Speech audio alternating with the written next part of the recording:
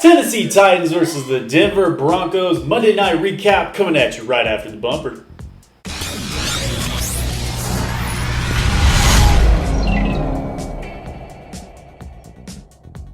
What's good, guys? Welcome back to the channel. If it's your first time checking it out, make sure you like, comment, and subscribe down below. Hopping into it, guys. So this was a great game, and Titans football is back, and I'm so excited.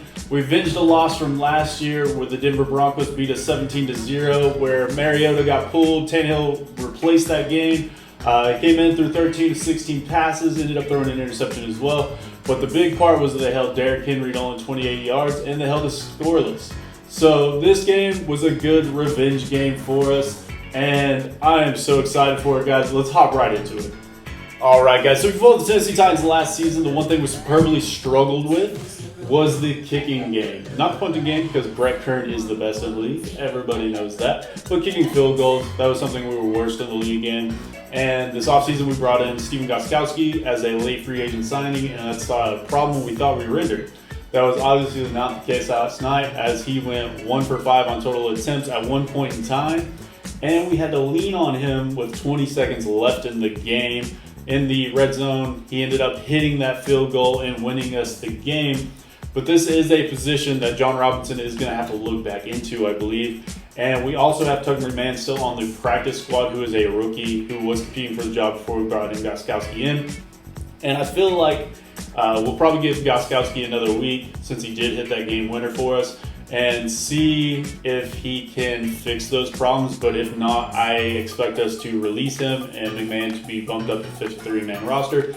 I believe he will be an improvement, but he's not great, and he is a rookie, so he's going to be, we got to see if he has that mental capacity that a kicker needs to block out the noise and be able to hit those field goals. So that's something we have to pay attention to. So this last offseason, we got to keep a lot of our key pieces, being Derrick Henry, Ryan Tannehill. The one key piece that we did lose was Jarrell Casey, who was more of a cap casualty than anything, and I hate to see him go, and he feels disrespected. But we did move him to the Denver Broncos. It was a 7th round pick that we get this upcoming season, so pretty much nothing for him. But he got to play last night, and the interior of that defensive line did slow down Henry quite a bit. They did force him to the outside more often than not, and that is where Henry got a lot of his yards. He did finish the day with over 100 total rushing yards, did have 3 catches. He had 34 total touches, which is just not sustainable at all. Analysts get worried when a player comes back from 300 plus touches on the season. He's on pace for just under 550 total touches, which is just not going to happen. And if anybody could do it, it would be Derrick Henry, but I don't expect that, and neither should you. We need Darrington Evans to get healthy to come spell Henry here and there, and just so he can be fresh down that stretch when he really takes off. We had Jared McNichols as the backup running back last night, and I don't even think had a carry. He came in on 3rd down for a couple plays here and there, but mainly it was the Derrick Henry show, and that's something that we like, but we have to be smart about it as well. We do have him for the contract, and this isn't a one-and-done year like last year, so we need to conserve him here and there and save him so he can wear down those defense there towards the end of the season when he really gets going. So speaking of free agency, Melvin Gordon was the big ring-in for the Denver Broncos, and we were looking at it as more of a split backfield between him and Phillip Lindsay, and we wanted to see what that split was going to look like. Obviously, they both got touches early, but Lindsay did go down to a turf toe. It was a minor turf toe injury is what the reports are, so it's undisclosed to see if he will miss any time as of now. But if you're paying attention to fantasy football, Melvin Gordon should be seeing an uptick in carries, and he had a good average last night. He didn't break 100 yards, but he still averaged 5.2 yards a clip, and that is something that's really good for him, especially since he averaged under 4 yards a carry most of his career. But we can kind of look at that as seeing Rashaan Evans went out in the first quarter, got ejected for throwing a punch at Jake Butt. and he'll be back. So we brought in Will Compton to replace him for the majority of the game. David Long came in a little bit here and there as well. But Will Compton, another newly signed free agent, but he has been with the team in the past, the boys. But he's just not Rashawn Evans, of course. We all know he's better than Will. But Will did come in, he spelled him, and he's a good backup, but we're looking forward to get Rashawn back in the future. So it was unfortunately they lost Philip Lindsay, but we also lost quite a bit of other players this game as well. They saw AJ Boye going down to a shoulder injury. He didn't return. The Titans had a couple players go down, but they returned as well. AJ Brown got the air knocked out of him and came back a couple plays after that. Taylor Lawn looked like he hurt his knee at one point in time, but we saw him come back as well. And then we also had Jonathan Joseph, who left the game for a brief moment and then came back out after halftime, was fine as well. Obviously, we did miss Adoree Jackson, who was a late add to the IR. He only has to miss 3 games this season, opposed to the normal 6, just because of the rule change. So hopefully we'll have him back by week 4. But they obviously severely missed Von Miller on the opposite side of the ball as well as Courtney Sutton. So this was a game that we didn't get to see both teams at 100%. And these are both teams that potentially could push for a playoff spot, and they might rematch there. So that's something to look forward to, and hopefully by that end of the season, if they do get that rematch, hopefully they will both be healthy. So obviously the pass rush missed Von Miller, and Bradley Chubb is still coming back from injury, missing most of last season, and we could kind of see that he was very quiet last night. But the O-lines hindered a lot of that pass rushing.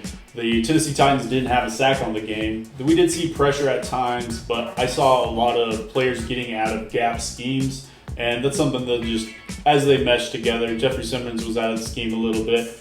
Jadeveon Clowney had a couple mistakes where he either crashed down or got too wide. But being new to the system with the Tennessee Titans, obviously played with it in the Houston Texans in a very similar system.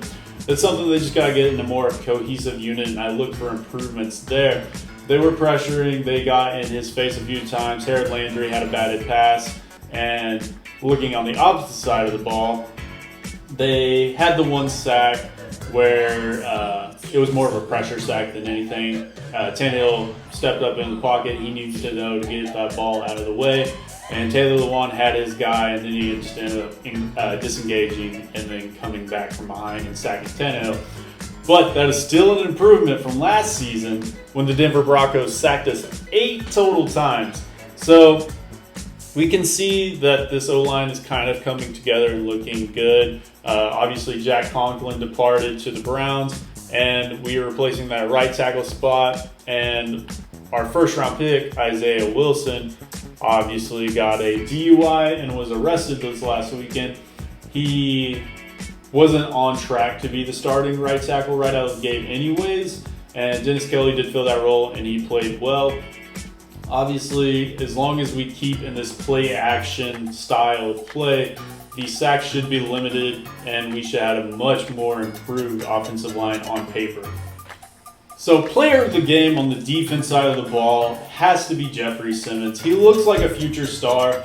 Obviously, we took him in the first round last season, didn't get to play a whole lot because of that ACL tear, but he is looking like a beast. And if you look at the stat lines, he's never going to be super impressive. He's not going to be an Aaron Donald or anything like that, but he's very disruptive in the run game, and he's getting into those passing lanes and causing forced pressures as well.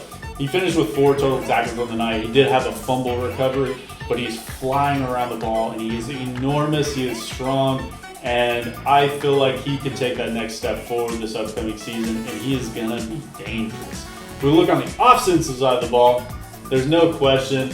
Corey Davis coming in over 100 total yards, 7 catches, and he does this from time to time, and we've seen it in the playoffs where he caught his first 2 touchdowns with the New England Patriots. And last season, he has blow-up games here and there. He's almost like the new Sammy Watkins.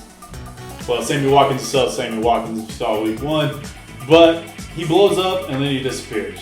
And then we won't see anything for a couple weeks, and then he'll blow up, and then he'll disappear. Just like Mac Evans does from time to time as well, just on a lesser note. I want to see him start putting a couple of these games together, and he is in a contract year. we didn't pick up his fifth-year option just because he hasn't shown us anything. Last night looked great. He did have a awesome toe drag swag there at one point in time, and they ended up looking at the ball and overturning that it was an incomplete pass and calling it a catch.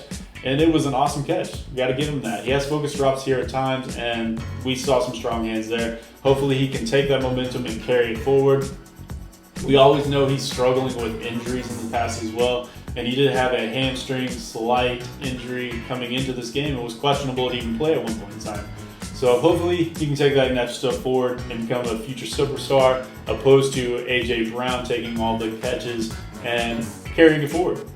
So playing in the Mile High City for the first game of the year is not a normal game for the Titans, but we did see some gassing of the defense about middle of the third, and we're lucky to pull that out. And they did kind of look like they had that momentum and that little push at the end of the fourth quarter. But there was a point in time in the middle of the third, I was like, Denver's going to take this game, they're going to run away with it.